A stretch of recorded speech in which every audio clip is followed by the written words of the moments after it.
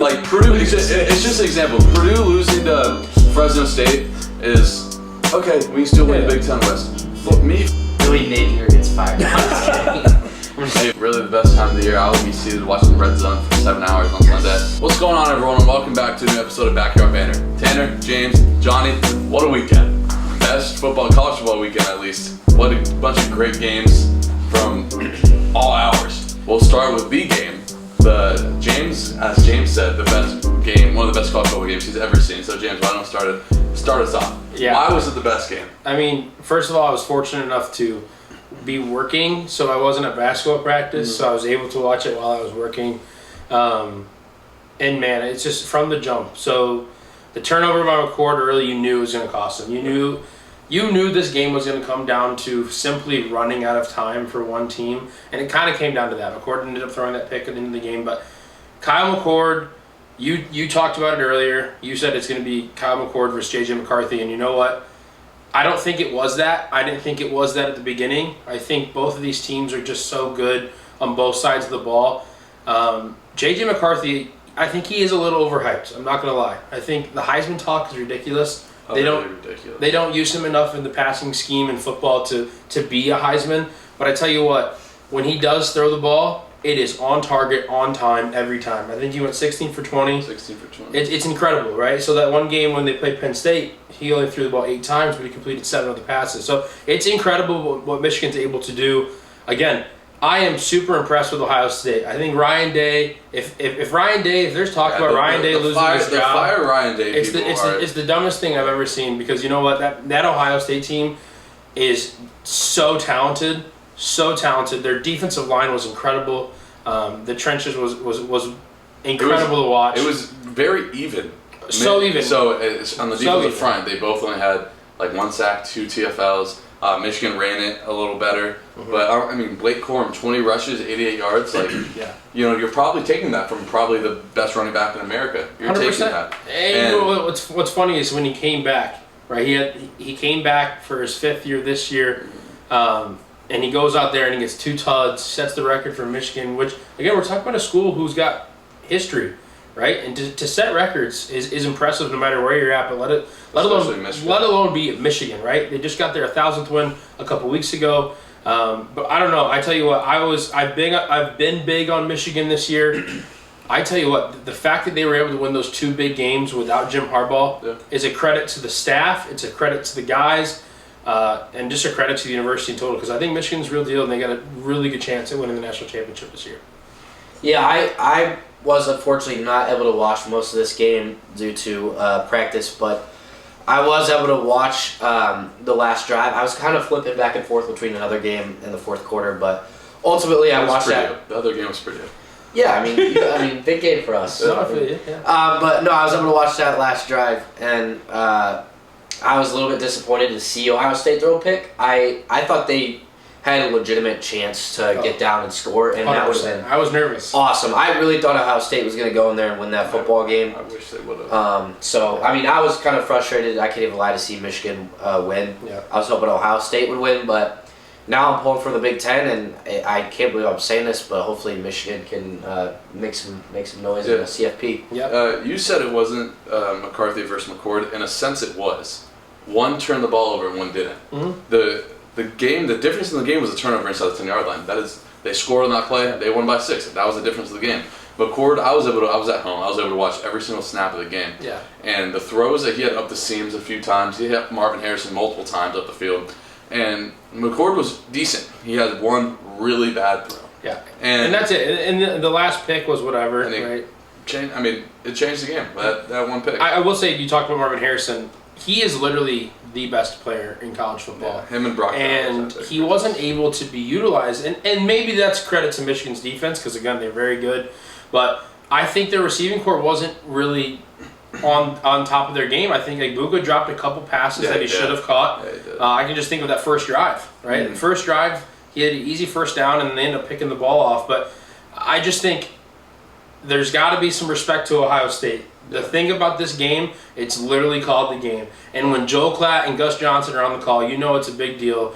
And give credit to Ohio State. I mean, they're an incredible team, and Ryan Day year after year is putting up some of the best college football teams that we've seen. Yeah.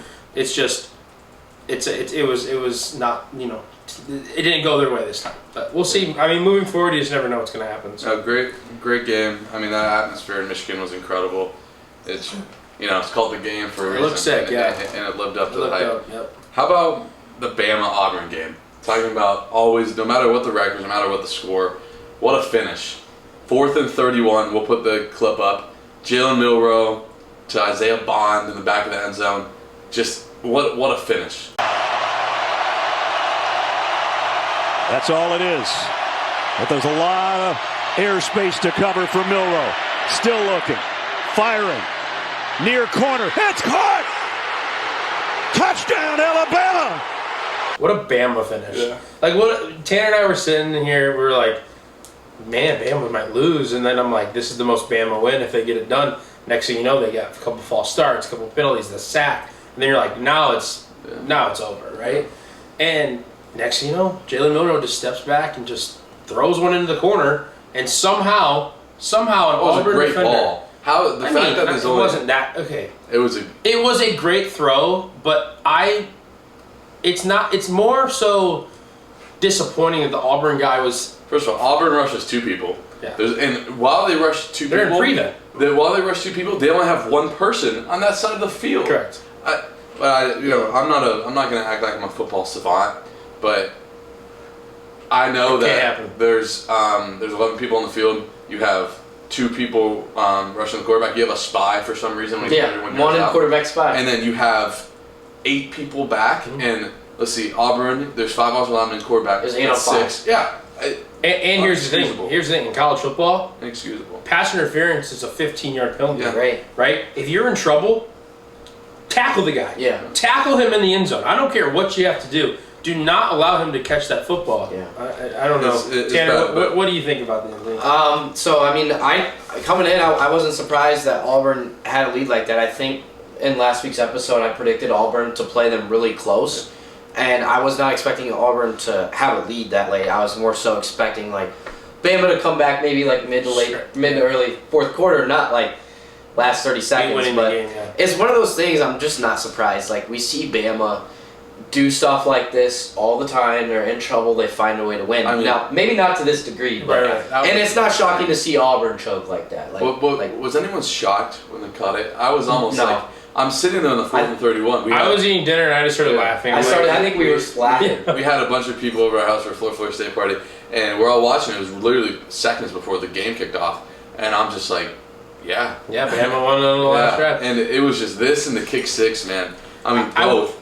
There was a couple things after the game that really just annoyed me a little bit, and they're minor. We can move on after this, but like Nick Saban in the press conference saying, "Well, we practiced that." Well, what? You practice a 4th and 17? Congratulations. 4th and 31. Whatever. 17, Florida. Well, yeah, it's Florida. Sorry. Florida. The other thing is Jalen Milroe. Again, incredible. He's one of the best quarterbacks in the country, dude. I'm not giving you the Heisman. Like him jumping up and down. Give me the Heisman. Give me the Heisman. I understand it's an emotional game. It's an emotional. I've said things like emotionally that don't make any sense at the time, but I mean, just everyone he can calm down a little bit because he's not in the Heisman race. So that being said, since the Week 3 game against South Florida, he's been incredible. He has been the improvements he's made since then. Good. I mean, there's only a handful of guys that have been better than him since that day. So in his mind, he's playing out the most in the past decade, the most storied. And he's playing very well. He's playing very well. But again, the trenches. Bama had 4 sacks. Auburn only had 1. Auburn was able to run it a little bit, but yeah, crazy finish. Quickly, we can talk about Florida State. If you had told me before the game that Florida would outrush Florida State, that Florida State wouldn't even get 100 yards rushing, and that Florida, got a safety in the game, I would have said, "Oh, like you're in the game." Florida did not capitalize on Florida State's mistakes. Florida missed 3 field goals. They get the safety, right? The momentum is completely on their side. And there's a difference between taking a shot and then doing whatever the hell Billy Napier drew up. Taking a shot is getting one of your playmakers on a mismatch and taking advantage of it. Not doing a double reverse into a flea flicker. I told James, After that, I knew there's no way Florida's going to win the game. No. They did not take advantage of Florida State's missed opportunities, and we're going to give Florida State some, not hate in a minute, but some critique in a minute. Credit Florida State, the swamp was rocking. I know multiple people saying that the building was literally shaking. Mm-hmm. For a quarterback making his second career start to go into that environment and win, I don't care how ugly it was. It was very impressive. But Jared Verse completely took over the game in the second half. Florida State has 6 sacks. And for a freshman quarterback, retro freshman quarterback making his first start, having 6 sacks is completely unacceptable. I know Florida was out 3 starters on the O-line, but my God, Jared Verse was literally just pushing our left tackle into the quarterback. He completely took over. I mean, there's a reason why he's that big time, but I just wish, and again, who knows what would have happened, right? If both quarterbacks were healthy. Unfortunately, they both weren't, and they had crazy injuries for both of them. I tell you what, though, I would have loved to watch this game between both teams healthy because I think it's hard to put a freshman out there in that situation for Florida. Whether you're at home or not, he has no experience, right? And he's going against Florida State, who is incredible, right? And so I just think it was a tough situation that they were in. But again, Florida had more total yards offense than Florida State. And then that's incredible. The discipline, the penalties down the stretch. Yeah. Jaden Hill has probably been our best player in the secondary. Gets ejected for targeting. Yep. And the defensive pass interference that honestly should have been offensive pass interference on Keon Coleman. Again in that drive, lining up offsides. Mm-hmm. It's all things that cannot happen, and it's things that have happened all year. Whether it was having 2 people the same number on special teams, whether it's the false starts and not having a competent offensive line, whether it's the defensive penalties that I was talked about. It's all things that there's a standard at the University of Florida, and it's the standard is competing for SEC championships and winning national championships. It's not whatever this is right now. I'm a believer in Billy Napier. The best players we have are people that he brought in, but yeah, we'll see. Huge offseason for Florida. Make or break for Billy Napier. I just think Billy Napier needs fired. I think it's in the intro of our channel. His entire career is based on this recruiting class right here. 100%. If they don't win next year, I think they're going to be in trouble. And the thing is, Florida's going to be much better next year because of the pieces that they already have in place. Well, and like you said, there's a history in Florida. There's a history at Florida. Florida is supposed to be good at football. That's just how it's supposed to be, right? Florida having below 7 wins the last 3 years is completely unacceptable in any realm. I will give you time, but if you do not produce and do not produce fast, they open at home against Miami. Well, I tell you what, though, talking about his job, 7 wins, 8 wins isn't going to do it for me. Still not good enough. But if he doesn't win 9-10 games next year, I agree. He's got to be. It is still a stepping stone. It's all who you beat. Florida was 5-2 coming out of their bye with leads against Georgia, LSU, Arkansas, and Florida State. Yeah. And guess what? They lost all 4. And Missouri. They lost all 5 of those games. Lost them all. And I'll give you the Georgia one. I'll even give you the LSU one. The other 3 had to be wins, and they weren't. But again, credit Florida State. Their running back down the stretch completely took over the game. Yeah. Now we're going to go right into the top 10. Tanner, give us 10 through 7. 10 this week, I got Arizona. So do I. This is kind of weird. I think that 1 through 9 is pretty solid, I would imagine, between you can just throw a 10 in there. But I think 10 is kind of random, so I have Arizona. They're on fire right now, and they're dominating. I mean, nobody's playing close with them. 9, I got Missouri. At 8, I got Bama. So that's my 10, 9, 8. And 7, getting dropped out of my top 4 and all the way down to 7 goes Florida State. Partially because I'm doing my top 4 based on who I think is going to make the playoff. And I don't think Florida State's going to get in. I actually expect Louisville to bounce back and beat Florida State this week. So, yeah, no, I love that. First of all, I'm hoping for it because Johnny and I talked about it earlier today. Florida State wins the ACC championship, they're in. And I do not want them to watch. I don't want to watch them in a playoff game with a backup quarterback. With a backup quarterback, I totally agree. So Penn State, I threw in that my 10 slot again. Just whoever I like in Penn State, whatever, great defense. Mizzou at 9, and I have Texas at 8. It's gonna be low. It's gonna be low for Tanner, probably low for Johnny. But I'm not super impressed. I think they have a decent resume, and I just like the teams above them more. So.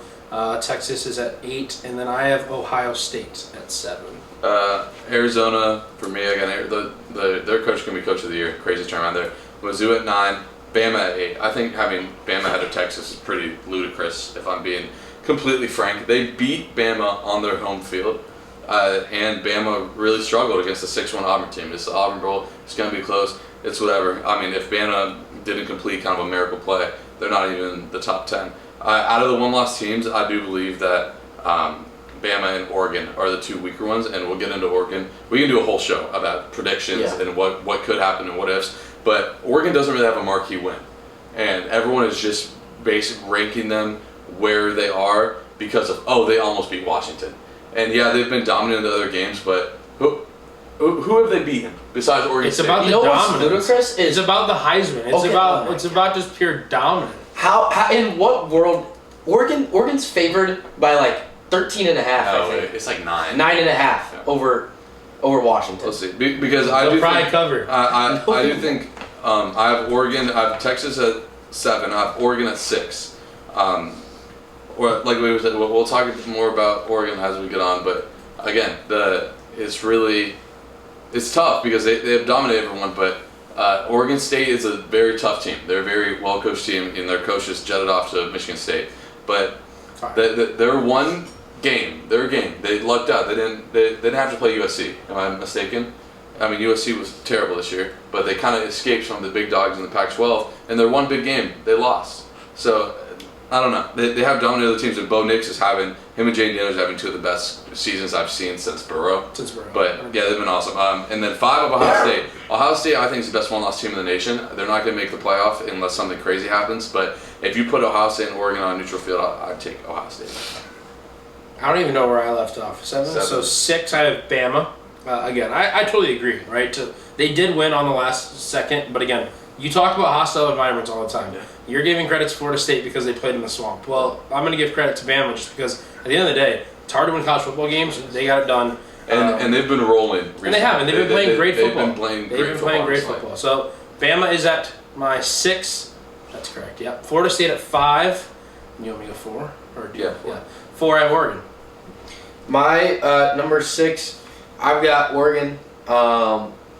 I have Ohio State at 5 ahead of them. I think Ohio State is We're the always better on the same page. one-loss We're team. always so. You guys also both had Ohio State to beat Michigan. But Yeah, we did. Yeah, well, Hey, man, I'll take that. Ohio State, I was wrong. they're at my 5. I will say I was wrong. One comma, It was a an great exception. It was a great game. Go into your. Top 4, I got Texas at 4. Again, this is kind of what I think the top 4 is going to look like a week from now. I think this is what the playoff will end up being. So I've got Texas at 4, and I've got Washington at 3. I think Washington's going to get past Oregon again. And at 2, I have Michigan, and at 1, I got Georgia. I think there is an argument for Michigan at 1, but Georgia hasn't lost in like 3 years. An argument. They're in there. I bet you tomorrow night, as in today when it comes out, Michigan has to be the number 1 team in the country. They have to be. Georgia hasn't lost in 3 years. I don't care. I don't base 2 years ago on what's happening right now. This year, they haven't even been in a one-possession game. It hasn't even been. The teams haven't been competitive with them. I'm not. destroyed Trust everyone. me, I am not here to discredit Georgia. I think Georgia is a dynasty and an incredible college football team this year. But Michigan just beat one of the most talented Ohio State teams that I've watched in years past, and they just beat them. So I'm heavy on Michigan this year.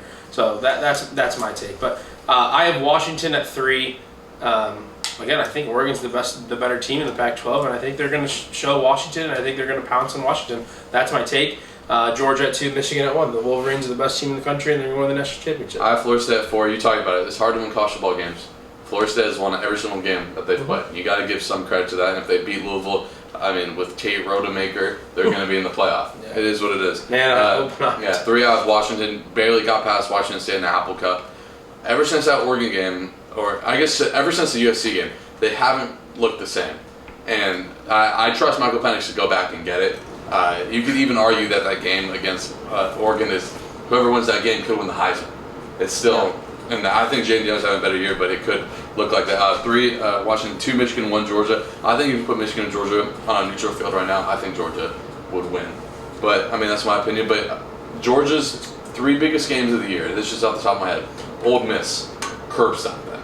Kentucky, at the time, curb stopped them.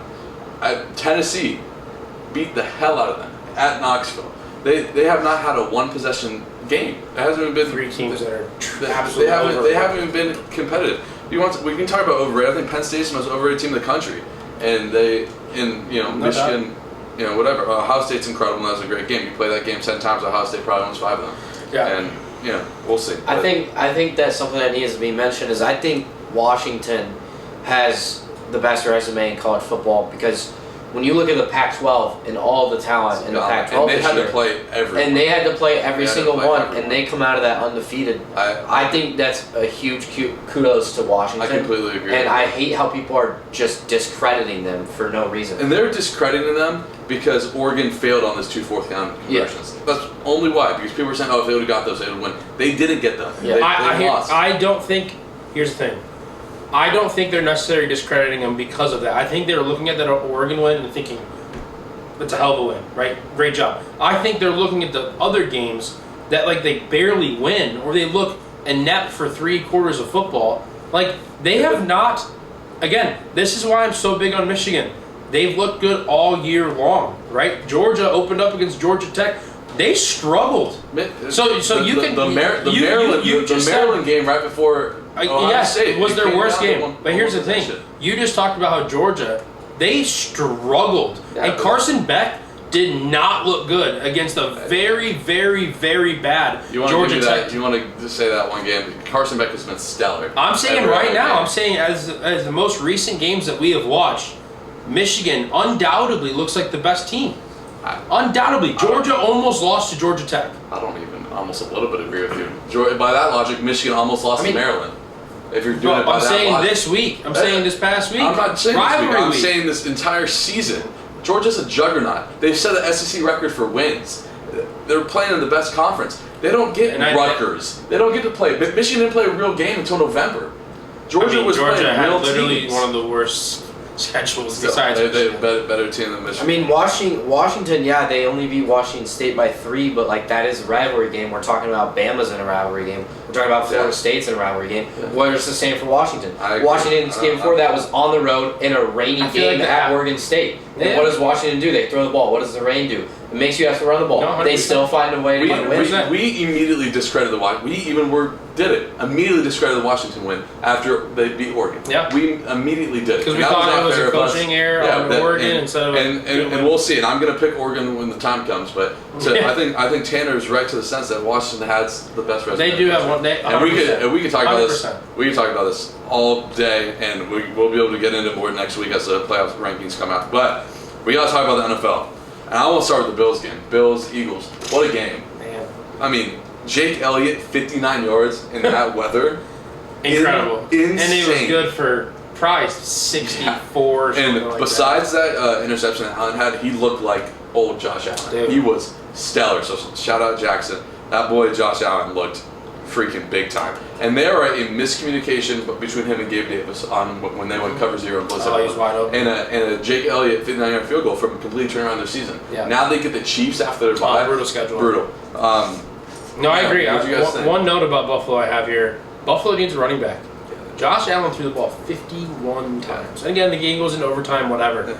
But they need a running back. And here's the thing. They were able to run it Cook is okay. moderately well. Cook is okay. Yeah, no, He's a good second back. Yeah. But there was talks with them maybe hitting the free agency last year. Last year they were talking about it, and I think this year, if you're the Bills owner, you're like, I'm perfectly okay with my team. I just need one piece, and it's a running back. Because if they can just maybe not make Josh Allen throw the ball 51 times and just hand the ball off on the first, second and short or something like that, I don't think they have the luxury of doing that. And so I think they really need to hone in on a good running back, and there's going to be plenty of them this offseason. I don't know if it's necessarily the running back's fault in Buffalo, because what I noticed in yesterday's game is, especially that drive in the fourth quarter that took up 8 or 9 minutes, when they wanted to run the ball, they would bring out an extra O-lineman. They would put 6 O-linemen out there, and they would be able to run it wherever they wanted. But then as soon as they would take them out, they would throw the ball. And the Eagles, at that point, knew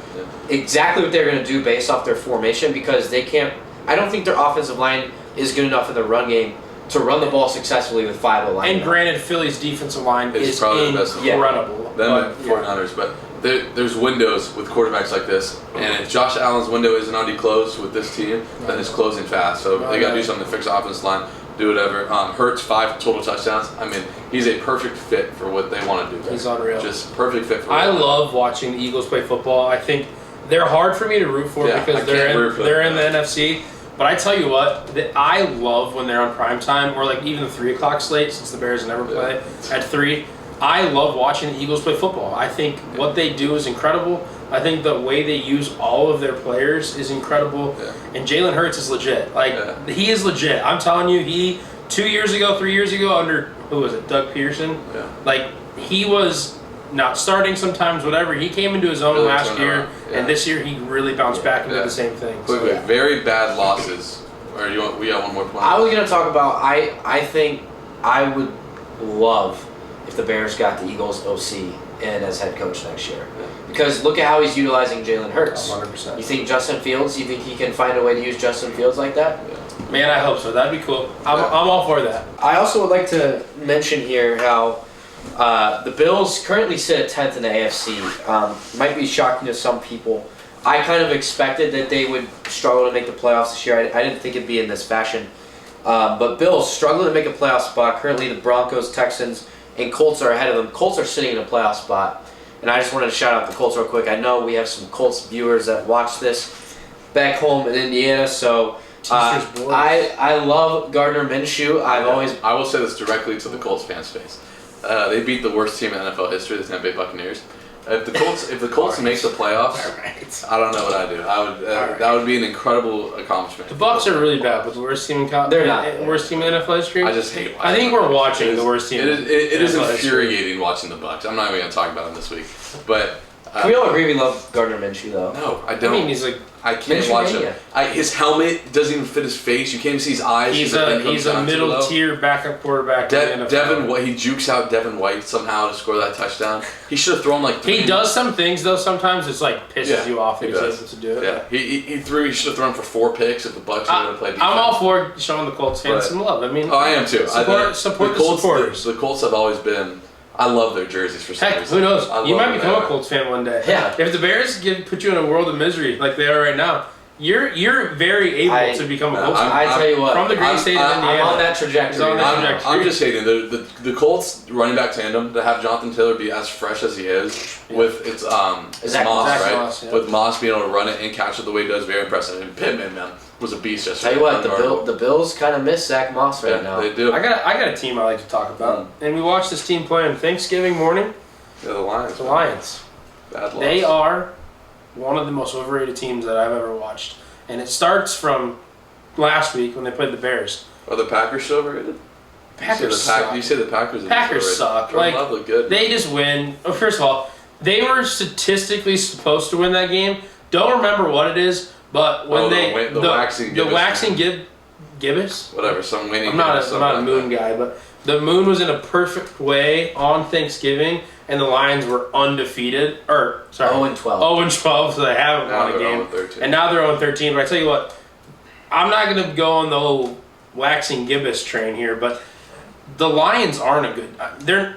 Jared Goff is not what I expected at the beginning of the season. He hasn't played at an elite level the last 2 weeks. Yeah. Let's not overreact to what we've seen. I'm not overreacting. I am telling you right now, the Lions are going to get in the playoffs, 100%. Okay, they're going to lose in their first playoff game. That is my prediction. I'll tell you what, I don't care who they're going to play, but here's the thing: unless they play someone in the NFC South. Yeah, but they wouldn't. They wouldn't. But here's the thing: that defense, I don't think is good enough, and I'm not even over exaggerating. That defense is not as good as it looked a couple weeks ago. And I'm telling you, Jared Goff. People are asking right now, can Jared Goff win a Super Bowl? No. My answer to you is flat out no.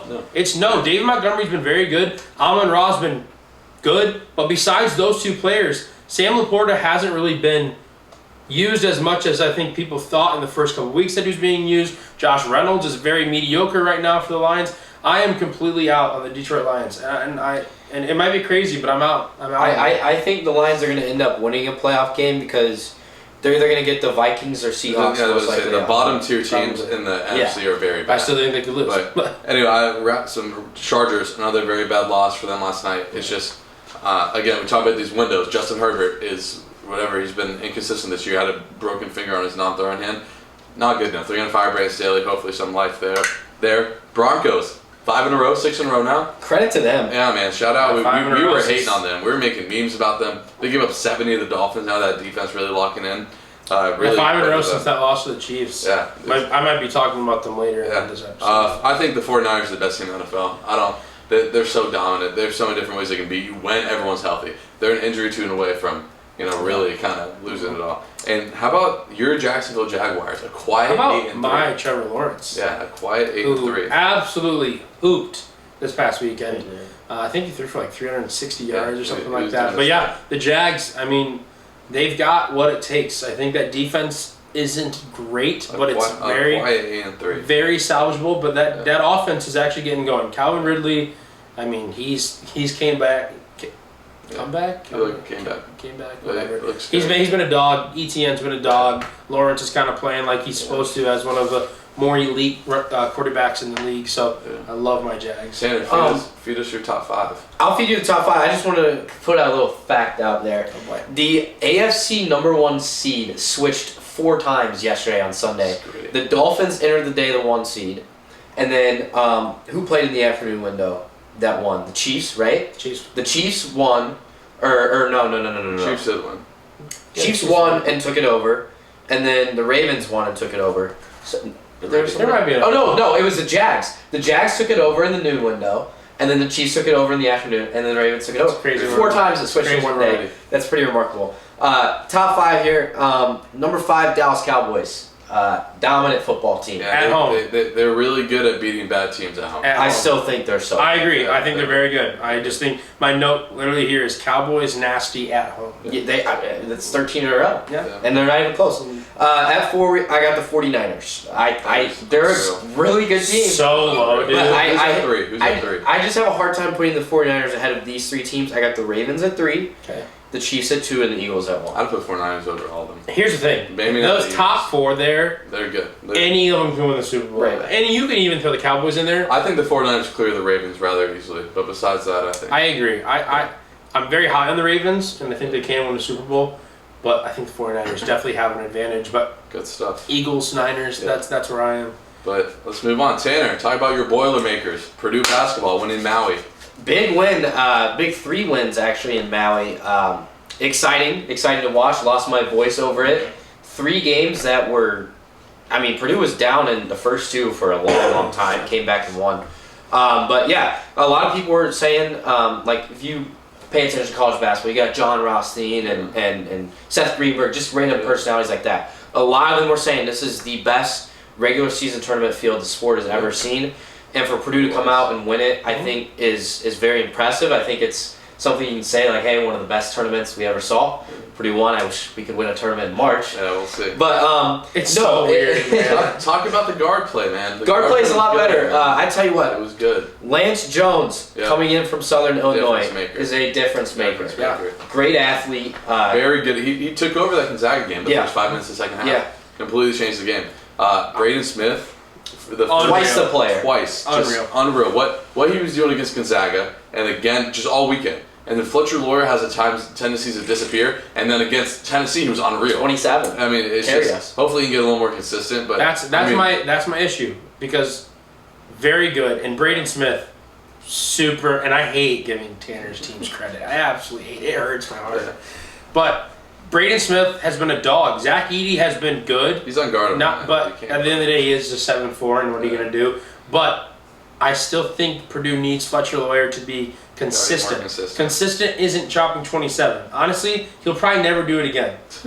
Unless he just has a crazy day in Mackey. He might just have a crazy day in Mackey where he hits 8 threes. But I worry that Fletcher Loyer is not the consistent player. I was worried about it last year, but then again, Braden Smith came back, and he's incredible. But it's so funny. Tanner talks to me about Purdue like all the time, and all I can think about, truthfully, I just want to look at him, and I haven't said it to him. I just want to look at him in the face and be like, dude, it doesn't matter till March, right?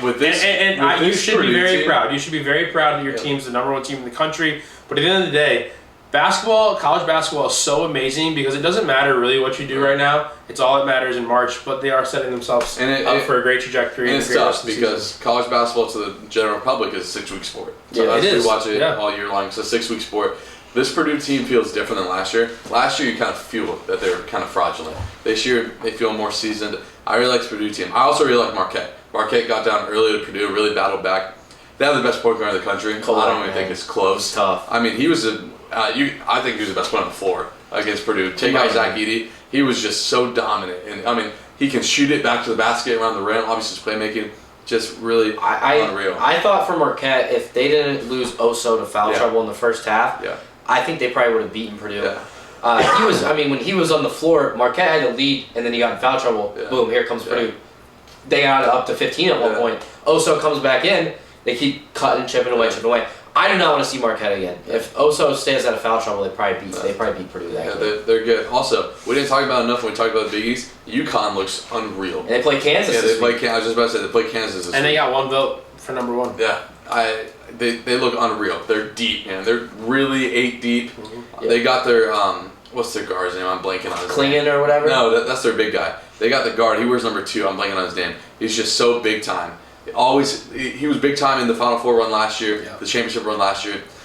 They just look so dominant, man. Yeah, it's good. College. I mean, literally, if you're a sports fan, man, it's like there's literally every night you can just turn on the TV and there's something to watch, right? Whether it's hockey, I mean, baseball's not there, I guess, but whatever. You get the point. But I'll talk about Illinois for just a second. They've got back in the AP poll, 24th. I think it was kind of stupid they got dropped, but whatever. They lost to Marquette. I guess people really put against them. Shannon is going to be most likely an all-conference player. He's unreal, but I worry for this team because Coleman Hawkins is awful. He's awful. He's played 3 games. Do they still try to have him have the ball in his hands? Yeah. Maybe he's been hurt for the last couple of games, but I tell you what, a boy that's been hooping is your boy from Indiana, Goody. Right? Luke Goody. He's shooting 49% from the 3. Pretty incredible. Played with Fletcher Lawyer on the same high school team. Hey, but yeah, I like Illinois. They play Rutgers on Saturday, first conference game, but just gotta hype my boys up. Florida doesn't play conference game until January. I think Purdue's got a tough one Friday at Northwestern. That conference starts this week for Florida Big Ten. won a game against Pitt. Played Baylor really tough. They look good. If they have their big guy, Handlock, who got hurt the first minute against Pitt, that's a different game. Quickly on Florida, they have 4 guards, man, that can really play. They get it and go. They got Zion Pullen from Long Beach State, average 19 a game there. God, he can just get it and go. Walter Clayton had 28 against Pitt. He shot 96% from the line last year. He's a 44% three-point guy.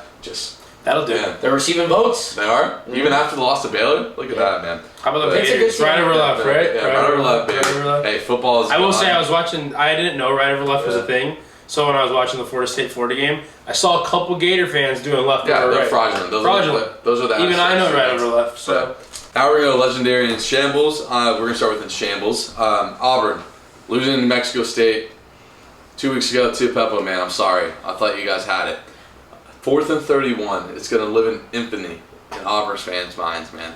Just can't happen. But Auburn is in shambles. 4th and 31. That's all you gotta know. That's all you gotta know. My shambles, my Chicago Bulls. Yeah. The tweet by diehard Chicago fans this morning was sell the team and then fire Billy Donovan. The new press release today, they said Billy Donovan's going to be good for the next couple of years. They're not going to fire Billy Donovan. Years is crazy. So he has a couple more years on the That's my guy. contract. He won 2 natties. And he was. And at the end of the day, you look at the team and you're like, there's not a whole lot you can do as a coach. But at the end of the day, it's the same team that we've had for years. But my worry with the Bulls has been that we don't have a bench. Absolutely zero. Yeah. No bench. And none of the guys want to play together. Zach LaVine just wants to do his own thing. He doesn't want to be in Chicago anymore. The only guy who seems like actually enjoys his time in the United Center on the court is Caruso, which I love. But at the end of the day, he's not going to be a guy that you can have win playoff games. But the Bulls are in shambles, and there's no way around it. They're 5-12. Yep. They were up 21. They've lost 7 of 8. They were up 21. So the end of the first quarter yesterday, so Sunday night, was 36-19. And next thing you know, the Nets go out and score second quarter 19-44. Oh. It just can't happen. It's just unreal. It can't happen. So the Chicago Bulls, first of all, and if you don't know this, I think the Bulls owner also owns the White Sox.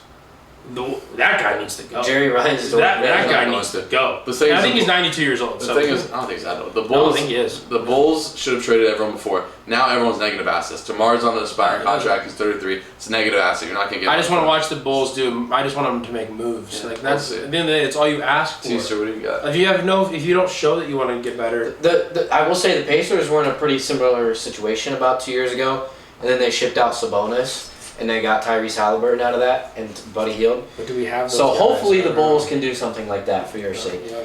For my in shambles, I'm going to go with Mac Jones. Mac Jones yesterday had a passer rating of 29. It's really bad. He would have been better off spiking the ball every throw. He would have had a better passer rating than his 29. So Mac Jones, not just for yesterday, I mean mainly for that, The whole season. but for the whole season, like he sucks. Yeah. Got benched in the first half. Yeah. And then Bailey Zappi has become way too his name is known all over now. Zappy. Just because of the fact that Mac Jones sucks. Yes. Yeah. No. What's your legendary? Legendary. I am going to go with Purdue basketball for a couple of these stats. They are now the 9th team in college basketball history to be ranked number 1 in 3 consecutive seasons, the first in Big Ten history. The other 8 teams are all like blue bloods, so I don't know. Maybe if we could do something in March, we'd play blue blood. And then this exact day, this Monday a year ago, Purdue reached the top 5 after being 24th the previous week. They bumped up 19 spots to 5, and since then Purdue has been in the top 5 every single week. That is a full calendar year being ranked in the top 5, which is pretty impressive. I was going to be mean, but I'm not going to be mean. Because honestly, for Tanner's sake, I don't want you to win the national championship, but I do want you to get to like the 3rd or 4th week. Maybe. What? Maybe. Sorry. My bad. 3rd or 4th, Yeah, people are going to think you're a casual. You better lock in. I am a casual. I don't even know sports. You want to see us make like the Sweet 16 Elite 8? Yeah, like lose to like St. Peter's in the Sweet 16. Yeah. I was at a game like that. Oh, before. is that what happened? Yeah. Okay, anyway. So my legendary, we talked about the Cowboys a little bit, and we talked about New England. So Deron Bland, 6 touchdowns, 6 pick sixes. Yeah, he's a corner, by the way. He's Yeah. a 6 touchdowns as a corner. He has more touchdowns than the New England wide receiver core. So kind of incredible. It's a great stat for him, and then also how bad New England is. But 6 pick six, it's most pick sixes. At the end of the day, it's incredible to get 6 interceptions, right? Let alone to return them. At the end of the day, when you watch him return these pick sixes, he is like a wide receiver, and he was a wide receiver before. I think he played wide receiver in college, and so now he's kind of in that corner role. But I tell you what, he's like running these back like he's like, I don't know, like Justin Jefferson, like he's juking out guys and everything like that. So Deron Bland, Cowboy, he is my legendary. My legendary is my beloved Orlando Magic. 7 wins in a row. They're not beating anyone. They're not just beating sorry teams. They beat the Celtics, beat the Nuggets, 2 of the best teams in the NBA. Magic have been in media, and they did beat the Pacers by like 80. The Magic have been in mediocrity for so long. Even when they made the playoffs in one of those games, they've been a 7-8 seed. It's just good to see that the rebuild is paying off in Orlando. Yeah, shout out Franz Wagner, who we got in the Vucevic trade for the Bulls, who they just gave him $100 million. But if you made it this far, another legendary moment. The Indiana Pacers are the first team in NBA history. I don't even care, bro. In-season tournament spot. First team in NBA history. Hang the banner. Good job. You see that? You want to hang that banner? Never won an NBA championship. If you win the tournament, hang the banner. It'd be our first NBA championship if we win the in-season tournament. Anyway, you're not counting that. Thank you guys so much for watching. Thank you guys for 200 subscribers. Hit 200 subscribers. Hit over 100,000 total views on our channel. So if you made it this far, make sure to like, subscribe, send it to anybody that you know. Keep helping us grow, and we will see you guys later. See ya. Peace.